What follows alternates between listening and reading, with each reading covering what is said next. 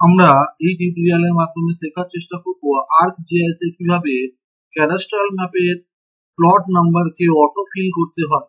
অর্থাৎ আমাদের কাছে আমরা এই যে ক্যাডাস্ট্রাল ম্যাপের একটি সেভ ফাইল আমাদের কাছে রয়েছে, আমরা এটি অটো ডিজিটাইজেশন প্রসেসের মাধ্যমে বানিয়েছি।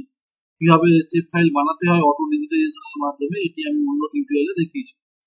তো এটি তৈরি হয়ে যাওয়ার পরে এই যে আমাদের কাছে যে সেভ ফাইল রয়েছে, এই সেভ ফাইলে যে ক্যাডাস্ট্রাল ম্যাপের যে সেভ ফাইল অর্থাৎ পলিগন ফাইল রয়েছে, এর অ্যাক্টিভিটি টেবিল যদি চেক করে দেখি এখানে শুধুমাত্র অবজেক্ট আইডি রয়েছে আর কিছু।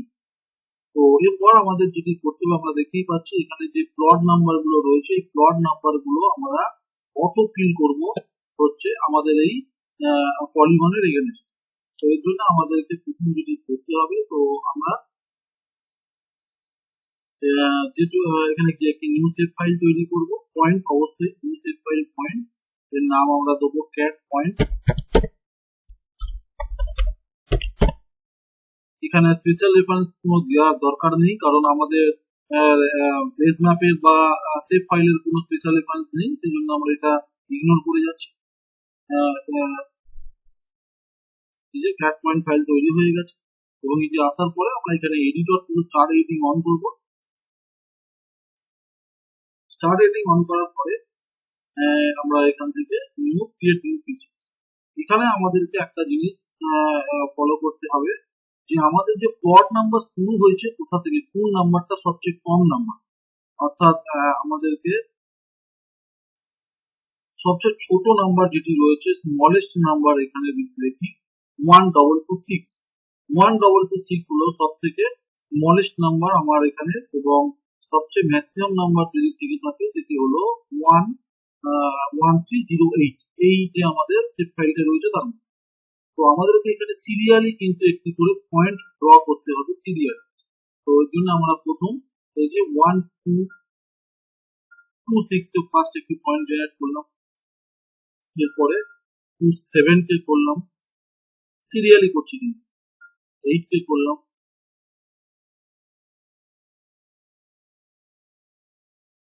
9 রয়েছে, 31, 2, 3, 4, 35, 36, 37,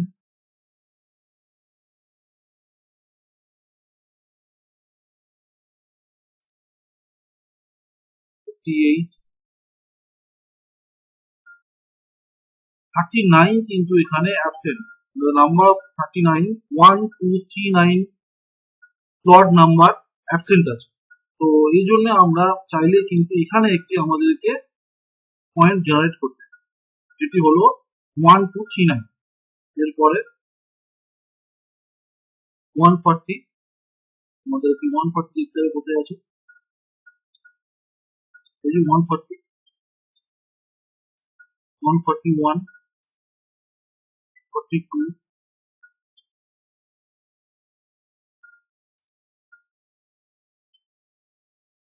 43,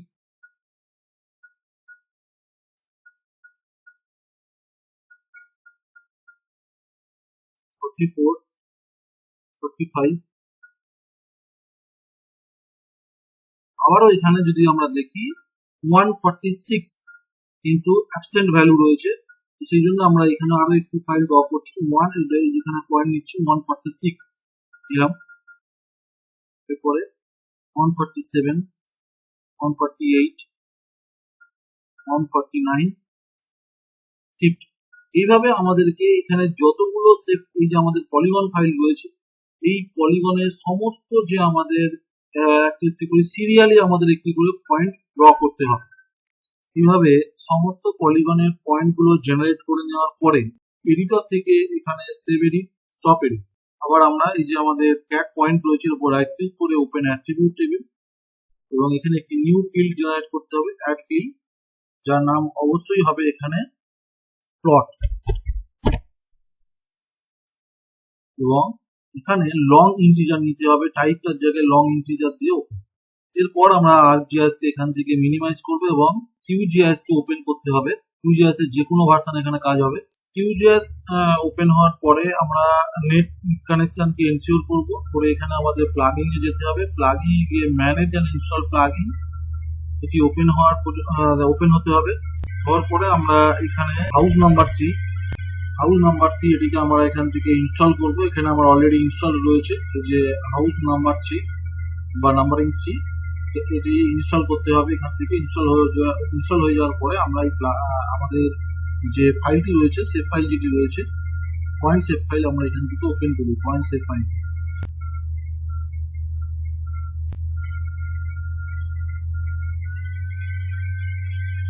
যে ক্যাট পয়েন্ট আমাদের পয়েন্ট সেভ ফাইল ছিল, এটি এখানে ওপেন করব। এর অ্যাট্রিবিউট টেবিলটাকে এখানে একবার আমরা চেক করে দেখব কি আছে। এই যে প্লট নাম্বার নান রয়েছে,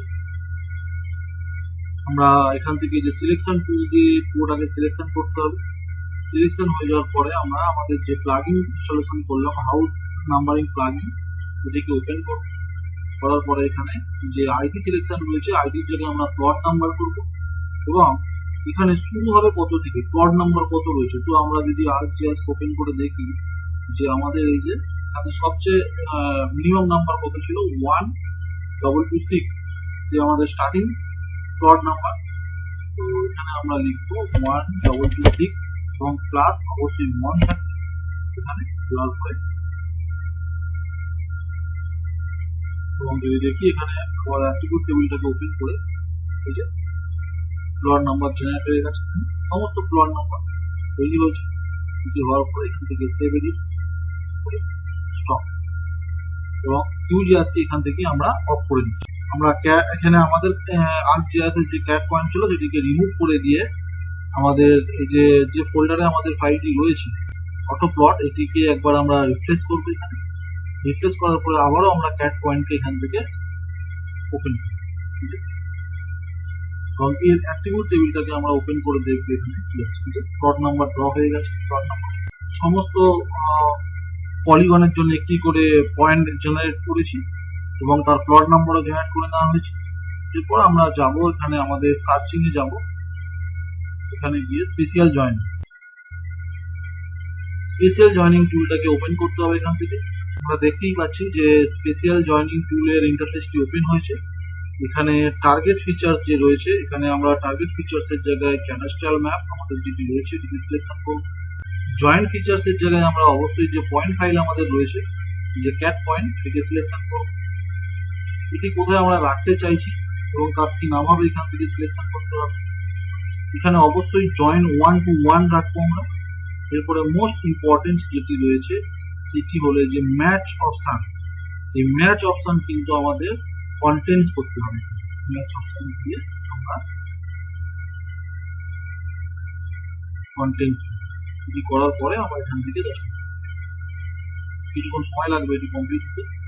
ফাইনালি একটি নিউ সেভ ফাইল তৈরি হয়েছে, দেখতেই পাচ্ছি যে আমাদের ক্যাডাস্ট্রাল ম্যাপ যেটি ছিল সেভ ফাইল, তার একটি নিউ সেভ ফাইল তৈরি হয়েছে। আমরা আগেরটাকে অফ করছি এবং আগের পয়েন্টটাকে এখান থেকে অফ করছি। যে সেভ ফাইল তৈরি হয়েছে জাস্ট এটিকে আমরা এখান থেকে হ্যালো করলাম এবং এর যে অ্যাট্রিবিউট টেবিল রয়েছে এটি ওপেন করলাম এবং অ্যাট্রিবিউট টেবিলটা ওপেন করলে আমরা দেখতেই পাচ্ছি যে এই যে প্লট নাম্বার এখানে চলে এসেছে। আমরা একে এখান থেকে লেভেল করবো, প্রপার্টিসে গিয়ে লেভেলটাকে অন করব। এখানে গিয়ে আমরা প্লটকে সেট করব। করার পরে এখানে আমরা তো জানি এগুলো আমাদের কি করতে হয়।